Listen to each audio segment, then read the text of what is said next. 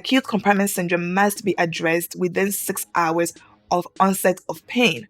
Otherwise, it could lead to permanent damage. I learned about acute compartment syndrome in medical school, and I think we should all know about it because if not treated within 6 hours, your muscles can die.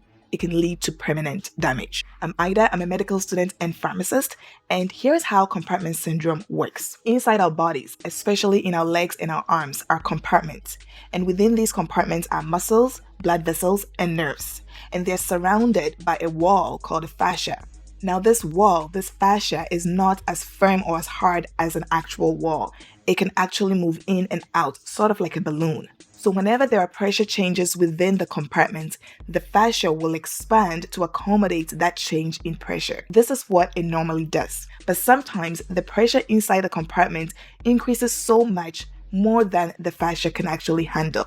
So when that happens, the fascia is unable to accommodate that increase in pressure, and the pressure inside the compartment begins to rise and rise and rise. This rise in pressure eventually compresses on tiny blood vessels called capillaries, and this disrupts the flow of oxygen and nutrients to the muscles and nerves within the compartment. When they don't get oxygen and nutrients, they begin to suffer damage. What makes compartment syndrome so difficult is that there isn't really a specific test to diagnose it. So oftentimes clinicians rely on your symptoms, how you present. And that's why it's important to know the signs and symptoms to look out for. Before we talk about that, let's talk about why the pressure in the compartment can increase in the first place.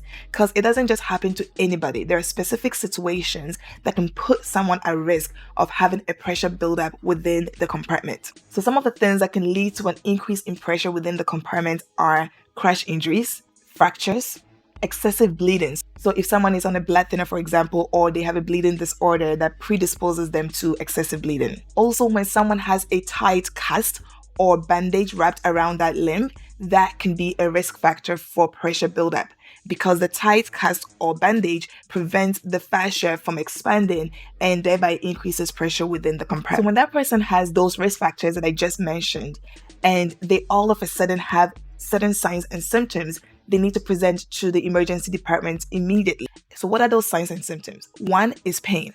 And now I'm talking pain that is out of proportion with what you would expect from that injury. So if you're in a blood thinner, for example, you shouldn't really be in any kind of pain. So when all of a sudden you have severe pain in your legs or in your forearm, that is a flag that something could be going on.